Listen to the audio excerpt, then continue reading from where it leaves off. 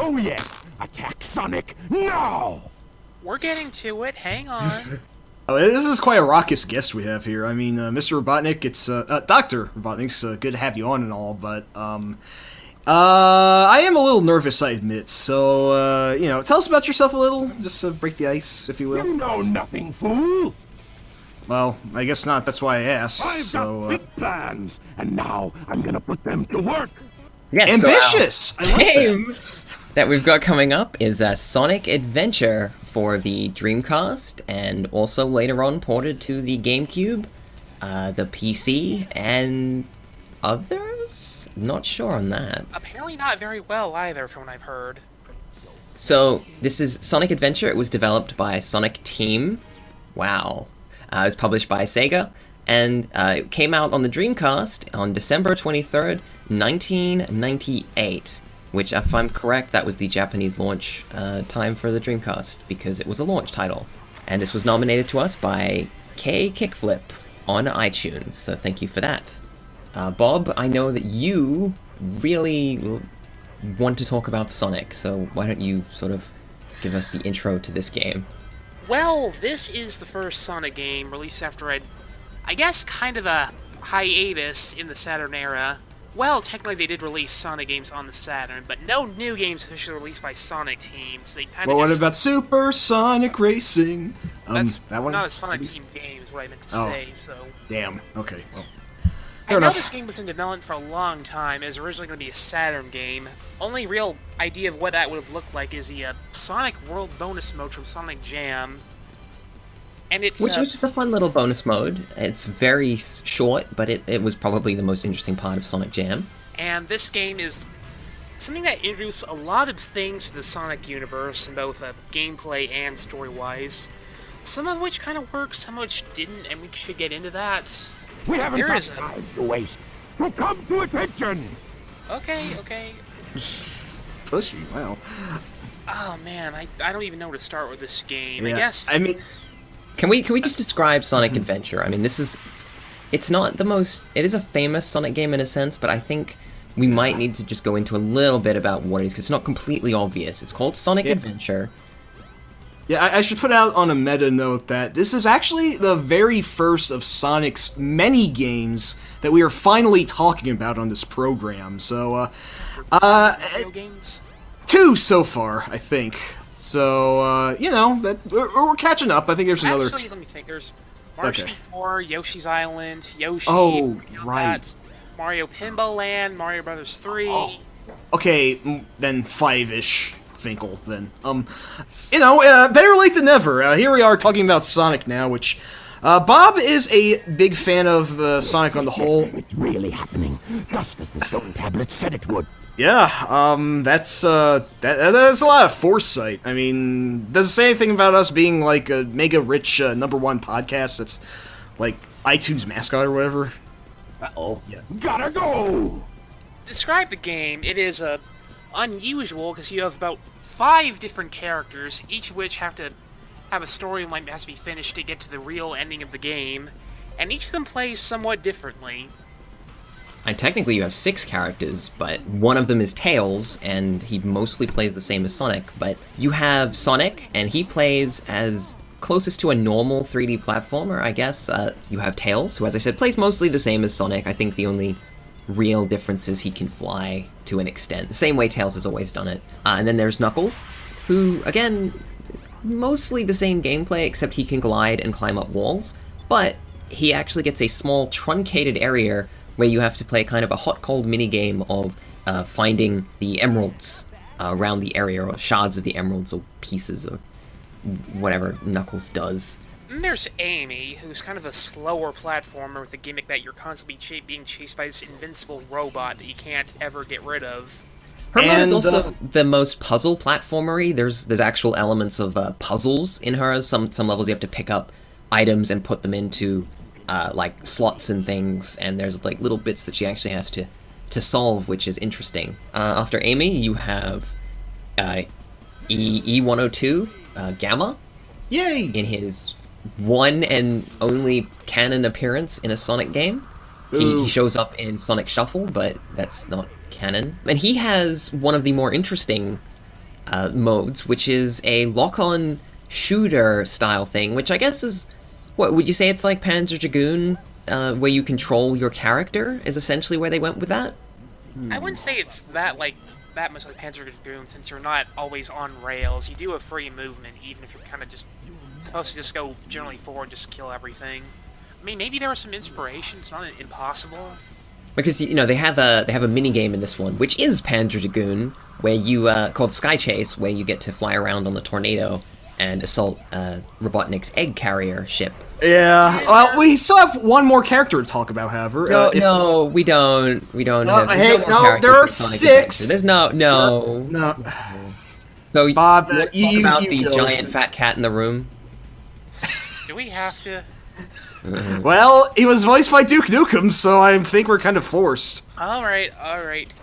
There is a 6th character, yes, by the name of Big the Cat. How to play is that cat? I don't know how you play as him, actually, because here's the deal. Do you know what your action platformer needs? It needs a semi-realistic fishing sim. No way! I can't believe this! I know, right? I mean, it seems gratuitous because, like, I forget if it was a launch title, but there was, like, another Sega fishing game on the DC that had, like, a fishing rod controller for it, so why was this needed? Well, you can actually use that controller in the adventure, so... Gasp! Maybe they were just really desperate that someone please buy their fishing controller. I feel like Sega must have had the sort of, like, had the engine for fishing and was like, alright, we'll just put it in the Sonic game. That's cool. That's fine. Boy, I did not enjoy the big segments. I haven't talked about the earlier segments as much, but big is, like, I think it's only 3 levels long, and the second level, I spent an hour and a half to 2 hours trying to catch the fish and frog, and it wouldn't do it. You know, he'd sniff at the rod, he'd bite the lure. I collected all the lure upgrades, I collected all the rod upgrades, and it was just like, nah. Okay, so, stepping back to the game itself, it is not played as a traditional platformer because you have hub worlds instead of level by level, and yeah, of course, Mario 64 famously has its castle hub area, but Sonic's is different because it's presented as a living city that progresses as you play the game. So Sonic starts off, or whichever character you choose to play, but you have to unlock all the characters by playing as the other ones. Basically, if you play Sonic, you'll meet Tails, and that will unlock Tails, and you can keep playing through Sonic, and he meets everyone, but some of the other characters do meet other characters, so I think it's possible to cross-unlock characters via playing different characters. So the game actually doesn't force you just to play as Sonic to unlock other characters. It's a very experimental way to get characters. Anyway, so you have the hub world, and then you bump around, you talk to a floating ghost orb that tells you to go places. You talk to a newspaper, which is very up-to-date and incredibly specific about what you need to do. And you just bump to different areas, so you'll go to the beach, which will take you to the first level. Progress a little further, you'll end up at the Mystic Ruins, and you'll solve a little puzzle. Yeah? That's a small thing I wanted to point out.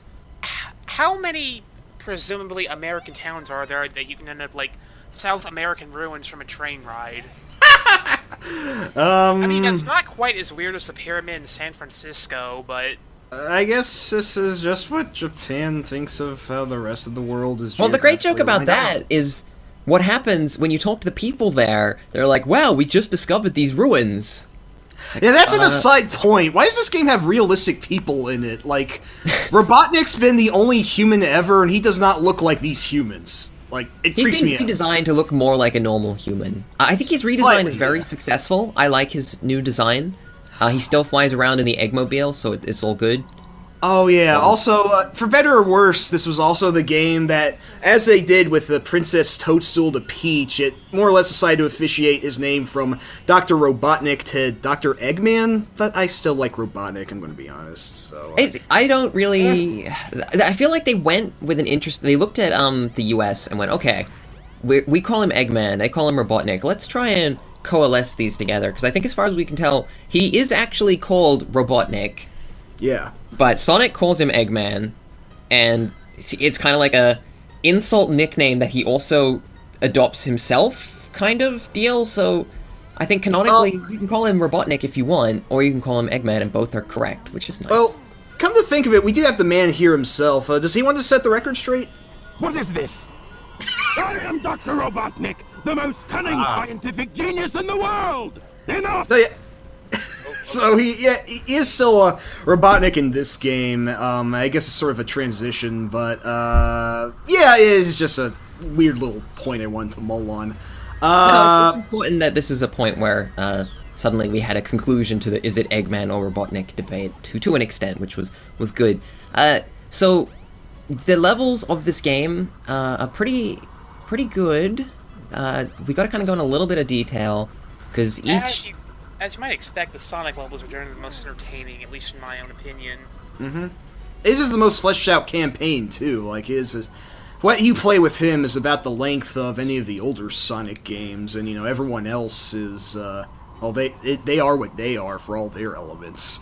Well, the way the game's designed, kind of interestingly, is most of the levels are played by Sonic, and then everyone else gets a sort of remixed version of those levels. So Knuckles, some of his levels are parts of Sonic's level, kind of expanded out a little bit. And one of Amy's levels is just a Sonic level that's been chopped up into parts. And then they've added a bit in the middle that's not in Sonic's campaign. And that's kind of how they reused a lot of their resources between the campaigns. But Sonic has some original levels, to an extent, because I think Tails visits most of Sonic's levels, kind of alongside him. Yeah, also, like, I think I occasionally got confused on this, but, like, there's also this loosely connected hub, also, that you can freely roam around, which, I don't know if that even makes it a sandbox game, but, you can, fart about your own leisure before you go around to do any of the actual straightforward stages. I forget, though, did any of the hubs, like, integrate into any of the actual action levels? Yep, okay, so the hubs, as I was saying before, they are mostly just level access, but they progress as the game goes on, so characters will move around. So, for instance, when the game doesn't want you to go to the Mystic Ruins, the train workers will actually go on strike, and you can't get on the train to go to the Mystic Ruins. And there's this one guy who talks about how proud he is of his building, like, the entire game, and eventually you get to go into the building when you get a keycard to let you into the building. And there's a couple of items that you have to collect hidden in the hub world. You don't actually visit the hub worlds during levels, they are distinctly separate, but the hub world has, like, little bits of pieces. I love that there's a character that's basically stalking this shop attendant. She's just watching him from really far away, and as you get further in Sonic's levels, she gets closer and closer to the guy into his shop, and he just gets really uncomfortable, and you get to, like, see this happen in slow motion. You can steal a golden Chao egg from a guy, which is great. That's a nice little touch that you can steal from him using a rock. We haven't really talked about the Chaos much. This was the first game that they factored in, so I'm not sure how much. There's so much stuff in this game, and they just kind of threw everything into this. And yeah, it really shows that they kind of went. Maybe they tried to do too much. That includes a sort of Harvest Moon-esque simulator where you raise these little Chao babies. I forget exactly how you do that, but I remember that the original version of the game had integration with the virtual memory unit, which was not only the memory cards to the Dreamcast, but they also had, like, their own mini games that you could download that integrated into the big games also. World's crappiest little LED screen on the front. Could play a handful of games on, and also I think it consumed a watch battery at an alarming rate, if I remember correctly on that one. I forget exactly how the Chao Gardens work, though, so I don't know what to say. Yeah, so the gardens, the way they work, it's really fascinating how they must have come up with the Chao Gardens, because it feels like someone must have went, alright guys, alright, so we've got this game, but how do we convince people to replay the levels, how do we make them play them again? And it's like, okay, well, Robotnik's robots, they have animals in them, right? So what if you could collect the animals, and then give those animals to a virtual pet, who would then turn into those animals, and then would get stats from those animals, and then could race against other versions of these pets in a side thing where they race against each other. And that's all implemented into the game for some reason. And it's crazy. They have done this before. I think Knights had an element of virtual pet in it. in the Knights games, or maybe that's only the Wii Knight game, so maybe they continued it from there. Anyway, the Chaos are a substantial part of the game for something that is completely and totally ignorable in every way. I guess to its benefit, you don't have to engage with them at all. There's no, if you don't beat the Chao game, you can't finish the last level. I really do like the Chaos, they're kind of cute, and they're kind of fun, and they do genuinely feel rewarding, because when you finish a level with rings, you can buy things from the Chao Black Market, which is, you know, extra stuff for your Chaos, and when you finish a level with little animals, you can feed the animals to your Chaos, although they don't eat them, they just kind of rub them on their faces, so it's not violent or anything. It does feel weird to mash into a game that's already trying to pile several genres into the same disc. But I don't think anyone knows exactly, even like especially Sega themselves, really knew where they were going with this game. Just like, we're gonna make Sonic, but it's gonna be bigger and bigger and just a lot bigger, you know? It does feel like a good chunk of this game was really more like vision before production, and I actually kind of like that aspect to it, aside from Big sucking really hard. I appreciate this game's experimental, what would I say, joie de vivre? I don't know if that's too pretentious, but it does sort of feel like the sort of, you know, balls out, do whatever we want type of game that you would see back then and that you barely, if ever, see nowadays. And I say this as somebody who, I'm going to admit, throw your eggs at me, am not a big fan of Sonic. But this was the very first Sonic game I've actually ever beaten, if you can believe it. So I have a little bit of sentimental... Yeah, believe it or not, Doc, I do have some sentimental attachment to this one. Okay. When I got a Dreamcast for Christmas one year, I forget when, probably 2000, I guess, this was the game that really said, this is next gen, this is a big deal for me, because even before I got this game, I was a huge Sonic fan, and this really just blew me away. Like, holy crap, there's full voice acting, holy crap, the game starts with the boss fight, holy crap, there are these gigantic hub worlds, just everything about this game was just mind-blowing for me at the time. This is a very interesting game to me, because I feel like in 1998, this was this insane game. This was absolutely wild. It was crazy. Like, whoa, it's got 6 whole different genres in it, and it's got snowboarding minigame, and it's got sky chasing minigame, it's got hubs, it's got all this stuff, but it's a platformer with voice acting and lip sync. Well, it was early technology. No one really knew what they were doing with it, so I can forgive it for how hilarious it looks. I don't know. I've heard people suggest that the lip syncing might be weird because they didn't bother redoing it for the English version, so all the lip syncing is for the Japanese version of the game. I'm not sure how true that is. Nah, it's believable. That's usually a classic thing in a lot of anime dubs as well. That often gets mocked, so yeah, it's probably the case. But yeah, so this game was huge, and like everyone knows the whale. You know, everyone knows the killer whale. When at the start of the game, Sonic's running, and then the bridge starts breaking, and he's bouncing, and there's a big killer whale jumps around and stuff. I'm sure most people would agree that the Sonic levels are kind of the high point of the game, but I do feel like this is kind of where the game's kind of went a little bit more about really cool set pieces and going fast, and there's kind of less emphasis on platforming, and there's not much in the way of the physics engine that made the previous games so special, and that is kind of a bummer in my book. Nah, you got a point there. I mean, Adventure was, for its time, a pretty damn big hit, so then Sega felt, why don't we just make the next 5 games like this, but increasingly crappy? And it has been relatively diminishing returns. Say what you will about Sonic Adventure 2, but I don't think it has quite as much sentimental appeal as the first one did. It felt more, like, structured, whereas the first one here is just all balls out and crazy and do whatever the hell we want, and I want to say that's why I like it more than SA2. Well, I think Sonic Adventure is the one where they kind of threw out, like, all their ideas, you know, they're just like, let's just, whatever we're gonna do, we're just gonna do everything, and we don't care. But we do care. We're gonna throw all of Sega's money at this game, and it's because it's got to sell the Dreamcast, and the Dreamcast has to sell like 1 billion units, otherwise Sega's going bankrupt. So here we go, we're all in on Sonic Adventure. So I think that it lends this wildness to Sonic Adventure, which they obviously toned back for 2, where they were like, okay, maybe we should ditch the hubs, obviously we should get rid of this stupid purple cat, and they started to just rip parts of the game out, because this is the first Sonic game that tried to have a full serious story.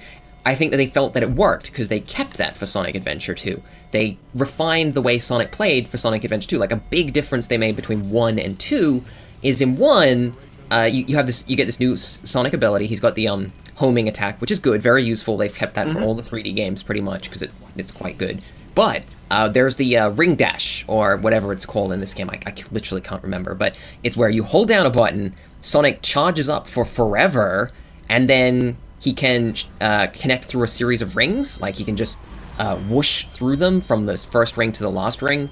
And the game uses it to hide some secret areas and to force your progression and things in places. And it's okay. But it takes forever, so it's not a very fun mechanic to use. So in the second game, they're like, okay, well, let's just make it instant. And suddenly in the second game, you have all these moments where you can just, like, jump, and then you're in midair, and then you can hit the ring dash, and he'll just dash through this string of rings, and you can bounce off an enemy and then dash through another string of rings, and there's this nice connective sense, which I think is the biggest thing that I have against Sonic Adventure. It just feels like every time you kind of feel like you're getting into the groove of the game, or that you kind of feel like, oh yeah, I feel this game, or I'm starting to have fun. The game is like, okay, well, here's a pit that you can fall into. And you're just like, what? Yeah. On a somewhat objective view, the game nowadays would probably be considered kind of sloppy. I don't know, it's probably just due to nostalgia, but this is honestly, for a series that I'm probably a total idiot on examining and I'm not the biggest fan of, this is honestly still one of my favorite Sonic games there is, and I don't know how Bob feels in comparison. I feel like for the Dreamcast, it is a great piece of software to show off just exactly what the system is capable of, and it does a lot of things with the series that kind of been still kind of going on to some extent or another from this rate, and the Sonic levels are fun. I do have issues with them. The other stuff is kind of varies. I've never been a huge fan of anything that does not directly involve Sonic, but I do appreciate them trying something new, but that does give me one small rant I'd like to make real quick. Anytime they try something new in the series and it doesn't work, they just dump it. They just never, ever go back to it. They just completely forget it ever happened. It's kind of annoying, because... How to play as that hedgehog. Because, what happens is, after this game, but they very quickly started to go, alright, let's get rid of the ensemble cast. Let's focus more on Sonic's gameplay. And I know that the next immediate game, Sonic Adventure 2, they sort of... they kept some of the elements, but they'd already started, they stripped out Amy's game mode, they stripped out Big's game mode, they kind of truncated Sonic and Tails. They got rid of Tails' game mode and combined him with E102. And then the games after that, basically everyone just plays like Sonic, for the most part. Like, pretty much every game after it, it's like Sonic with it. Play as anyone but Sonic, so... Who wants to hear my different ranking? Between GoldenEye and Mega Man 3... I had to find GoldenEye in the list. Yep. Number 40. Stop reading and start the game. Alright, somewhere within that Panopticon. Interestingly enough, between those three are Maniac Mansion, Ape Escape, and Crash Bandicoot 2. Very interesting to place it near Ape Escape and Crash. It's almost sort of comparable since those games were released only like a few years before, and they're also fairly mascotty in their design, so... the question is it placed better than... I would say Sonic Adventure is much more ambitious than Crash or even Ape Escape. I agree. I think I'd be willing to go out and say Sonic Adventure was the most ambitious platformer produced to date when it came out. You can talk about Mario 64 being important, and it's way more important, but for the most part, it was an iteration on what Mario and Nintendo and Argonaut had done up until that point. Sega tried to throw everything that existed into Sonic Adventure. It doesn't work, okay? That's why it's never going to reach that level. But it was stupidly ambitious. But I don't... Should we just be flatly rewarding blind ambition and a kind of madman's dream? Honestly, I think in this case, yes. It was probably the biggest breath of fresh air that Sonic had received and would receive for quite a while, if arguably not forever. I mean, this was like, I think, the last really big blowout game before, and maybe, except for Adventure 2 also, but shadows were looming on the horizon, and the series would... Wow, I didn't even intend that. Oh, thank you. But yeah, things would definitely get worse from here for a while. Then when it bounced back on Colors and Generations, those are quite good games, but they didn't really do anything original in so much as they did just kind of get back to the basics of what made Sonic good. So, as what might arguably be the last truly original and progressive step for the series in terms of originality, I do think we should give Adventure a fair deal of credit. How about between Maniac Mansion and Ape Escape? That sounds good to me, Cal. That's What do you not think? bunching up platformers. I know you don't like that. Not usually, but in this case, I'll allow it. I do think that's kind of hard to gauge where else to place a game. It's just this weird and experimental, so having a bit of reference is helpful in this case. Any objections? You two are bumbling idiots. You know that. Well, you haven't really helped much, you know? Yeah, I mean, where would you put it? Would you, agree? Better things to do. Oh, well, why did we even invite you on in the first place? With you. Oh. Alright, well, if that's the case, then, you know, I'm going to vote for those two, since Robotnik's a little indecisive. Cal, what would you say, just to clinch the vote? We actually only have 4 people on right now, and since Dr. Robotnik has ceded his ability to change the ranking for the game, I can't really move it anywhere if you two believe that it should be above Ape Escape. I wish Sonic Adventure was much better, is the short of Sonic Adventure to me. For the most part.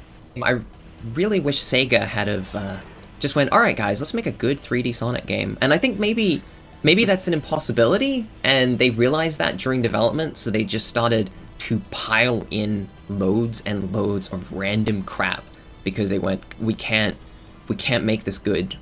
I don't know what we're doing. We need to put more stuff in this to make it like a value for money, to make it a game that people will want to buy. Because it kind of strikes me cynically as that, because they could have. I would have thought that they would just try and make Sonic really good, but no, they just added things to see if they could maybe make it work. And when Sonic works in this game, it actually works pretty well. I really like Red Mountain. That level is probably the best or second best level in the game. It's actually just about as good as any Sonic level has been. It's got great music, great setting. It's got this really creepy inner cave stage with like prisoners and combs and things. Really cool stuff. That's weird in a way I like things being weird. Yeah, So- I will grant that Adventure 2 is the more refined game, but Adventure 1 felt a bit more passionate in a way. Just like, this is the sort of game you give a blank check to a studio to, and people are really excited about the Dreamcast. And this game really does sum up the legacy of the Dreamcast in a lot of ways. You know, crazy, balls out, experimental, and unfortunately doomed to crash earlier than we all would have liked it to. The story of Sega is something to be reserved for another time, and I'm not going to get into it. But let's just say I'm all for finalizing below Maniac Mansion above Ape Escape. Go ahead. Edit it the way you want. Well, we'll leave that to Jeff, but thank you. We appreciate the permission.